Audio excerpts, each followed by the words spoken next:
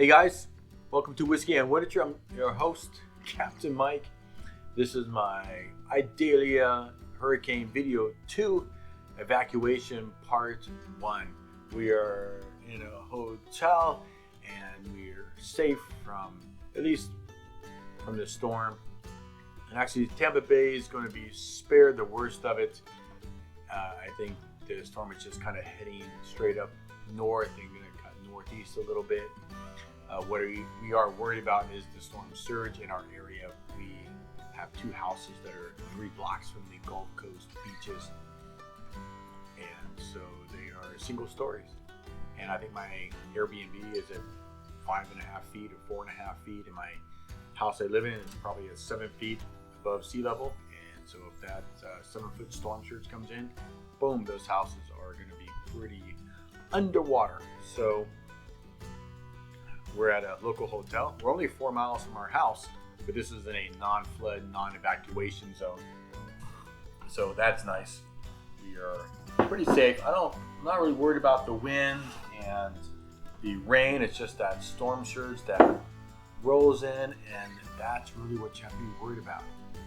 And I hope that if you or your family or any of your loved ones are in the path of the storm, that they're safe, they're taking the preparations they need to ensure that they can, as best, weather the storm that's coming.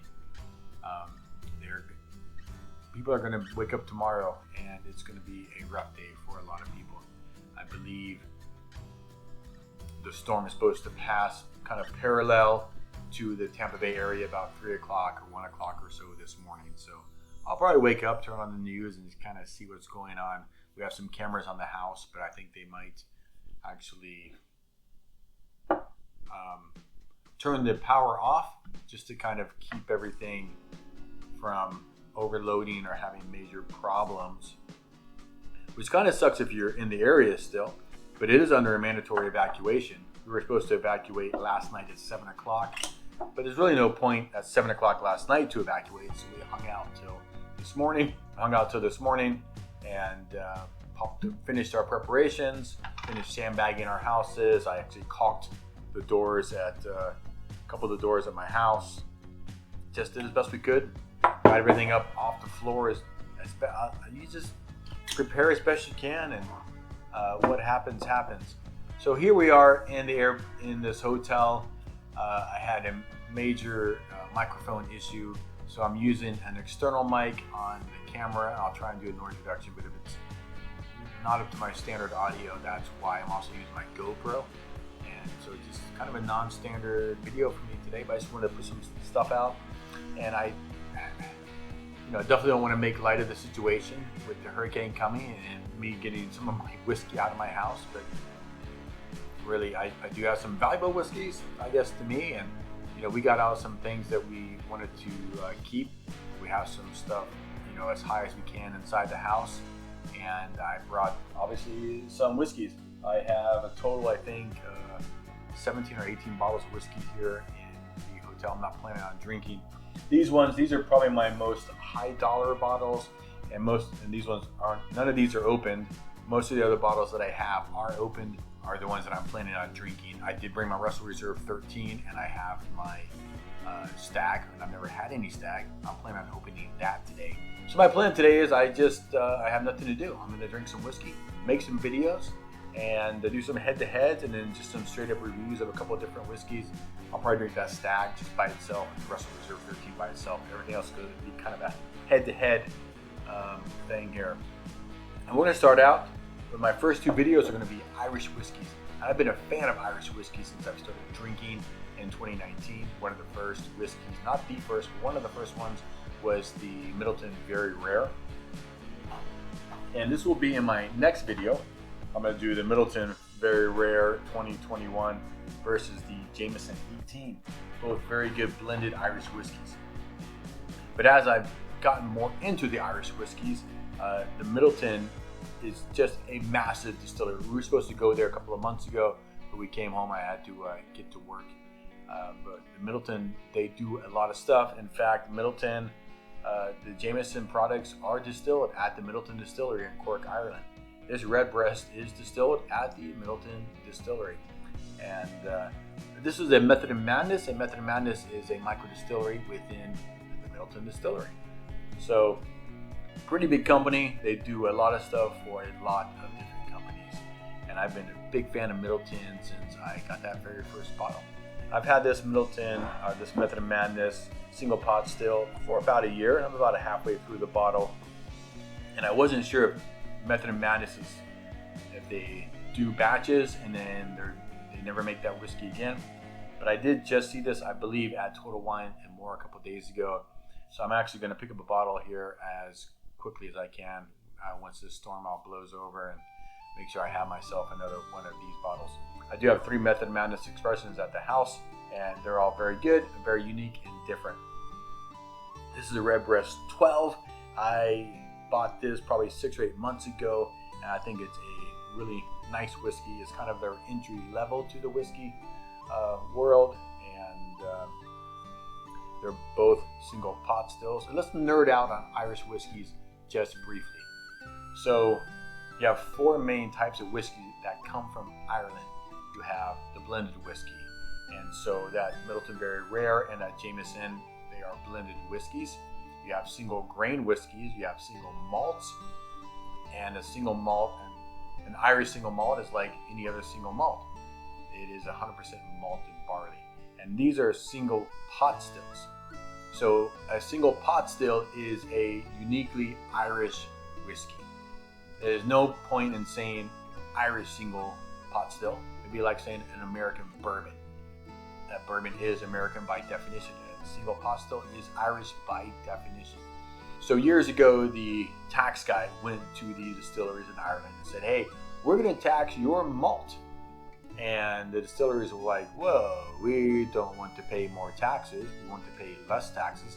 So we're going to blend in, or we're going to put in some unmalted barley into our blend. And so you're not going to tax that because it's not a malt. And luckily for them, that turned out really well. And it turned into a great product. And that's kind of a signature style of Irish whiskeys now. Couple of facts about a single pot still versus a single malt. You're going to have maybe a bit more spice, a little bit more grainy, and a little more texture, and perhaps more of a cereal note in a single pot still than in a single malt. And in order to be legally a single pot still, if you think about like what the ratio is to unmalted barley versus malted barley in the batch, you have to have at least 30% of each one of those. So it can be any ratio as long as they're both above 30%. And if you add any other grain, like say a corn or a wheat, you can do that, but it can't be more than 5% of the blend or the mash bill. So just interesting factoid there for you. That's enough nerding out on what is an Irish or a single pot still. I find it interesting as I do this, as I drink more and more whiskey, and I just bought a Method of Madness single malt, and it just got me wondering, like, wait, what exactly is a pot still versus a single malt? So, good stuff. All right, let's talk about how these are similar and then how they're different. They are both single pot stills. They were both aged in bourbon and sherry casks, which is very common, of course, for Irish and Scottish whiskey because they don't have those requirements to be in new bourbon or new oak barrels, so they use a lot of the used American oak bourbon cask to age their whiskeys in. So they are both American bourbon cask and sherry cask.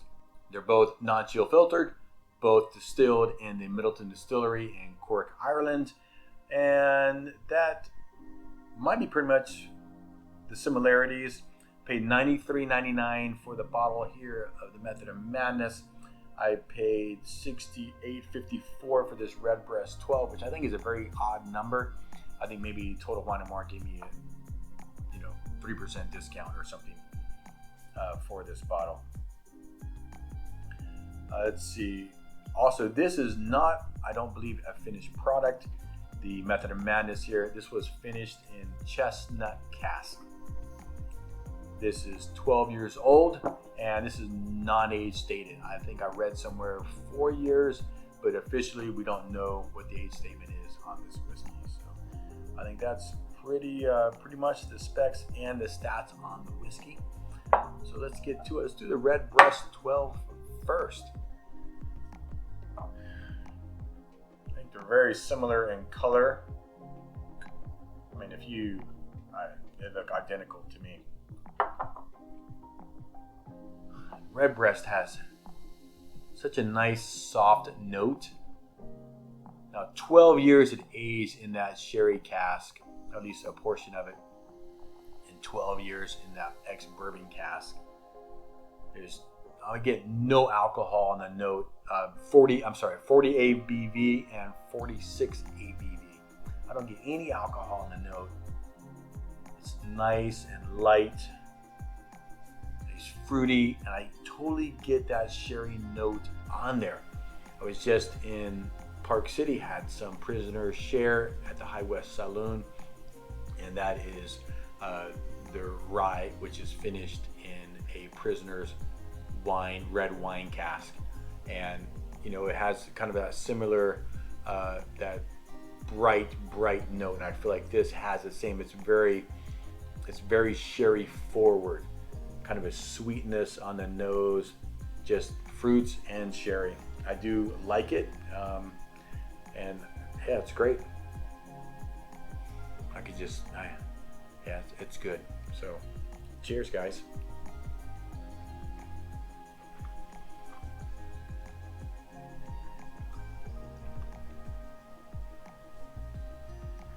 There is pretty much no spice on that. It's just straight up sweet fruit notes. Again, that sherry, it really just carries over right from the nose into the palate. And so if you don't like perhaps sweet, I would say maybe this isn't your jam. And it's only 40 ABV again, but it's very nice. I think it's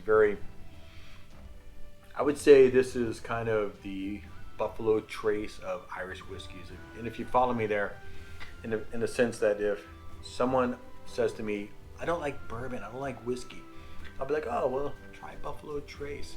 Low power, very approachable. It's just the flavors and the notes are really nice, and people really like Buffalo Trace who say they don't like whiskey.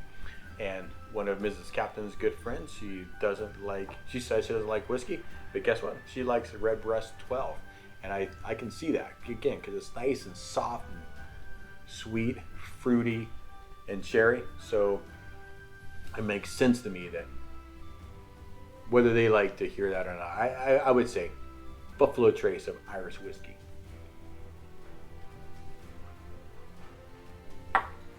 You could just sip on that all night. Okay, Method and Madness. I'm gonna take a quick sip here.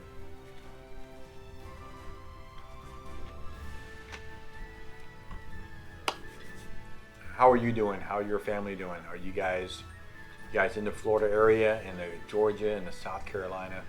Man, I think this. And of course, I got the news running here, and you could just get overwhelmed and anxious, and it's pretty easy to do. And all you can do is prepare as best you can and let come what may.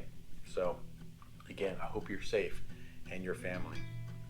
Method of Madness, 46 ABV, also aged in bourbon and sherry cask, finished in chestnut. Doesn't say how long it was finished. Don't know the age statement. And the nose is completely different than the RedBreast 12. I mean, it's just soft and sweet, and it also has some sweet notes, but it has you can't quite go in there quite as deep, just a little bit of alcohol, and it has some sweetness, but it has a little more complexity to the nose. There's some spices, maybe a hint of mint. It's a nice nose. It is more complex, I will say, than the nose, I think, of the RedBreast, and just completely different. Maybe not some whiskey that, well, from the nose, that I would just say to someone who has never had whiskey, here, try this one. And I've had half this bottle, so I don't think this would not be a whiskey I would push on someone who's never had any whiskey or doesn't like whiskey.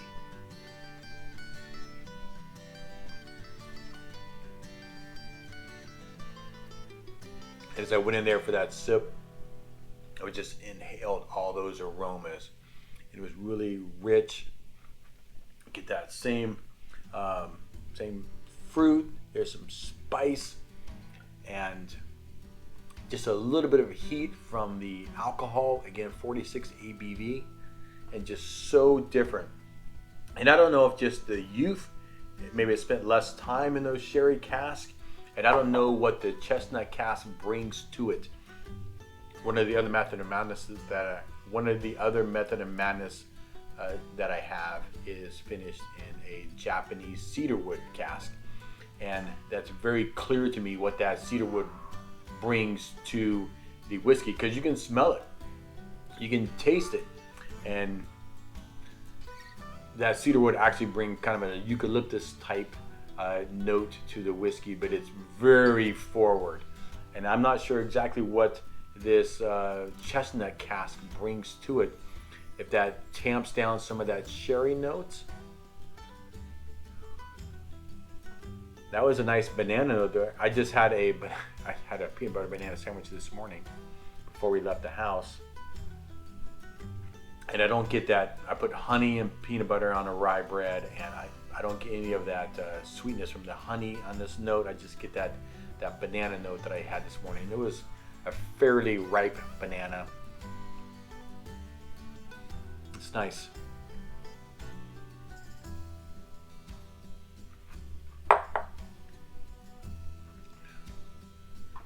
Just a hint of that banana on the palate as well. It depends on what you like. Like, do you like the sweet whiskeys? You're gonna like the RedBreast 12. And I almost bought a RedBreast 15 the other day on the way home from work. I just had a couple pours of this the previous night, and I'm like, I'm gonna stop by and get the 15 on the way home. This is the only RedBreast that I've ever had. And the line at Total Wine, we only had one register working, and there was like 8 people deep, and I'm like, I don't have time for this. So I went ahead and just left. But definitely the RedBreast 15 is on my list, and I know they have a bunch of different ones. You can go, stupid money on RedBreast if you get the really high age statements. I don't know. I don't know if they have other finishes or other types of it. Have you had the RedBreast of any of their line that you really think I should get after this 12? I'm just going to go buy just a regular 15 year, unless there's something else that I should get instead. In the Method of Madness, they've got a lot of different ones. I'll read you what the back of the label here says. And this is how it starts on all of their expressions. Sprung from the minds of masters and apprentices, Method of Madness is whiskey that pays heed to tradition while searching for unordinary. So I kind of get from that they're just kind of doing new and different things. It's like when I go to a distillery and they have all the experimental products. We were just a Strand of Hands. I went to Jim Beam recently, Jack Daniels, Peerless. All these distilleries, they have their core products, and they have different experimental type whiskeys that are only available at the distillery, where they're doing like very, very small batches, a couple barrels here and there, and trying different finishes and seeing what sells and what tastes good. And I think that's kind of what Method of Madness does. Like with the Japanese cedarwood cask, I think that would be a very divisive type whiskey. Some people would just be like, no, I don't like that. Some people would be like, wow, it's just so different. I don't know if I like it. That's kind of where I'm at right now with that one.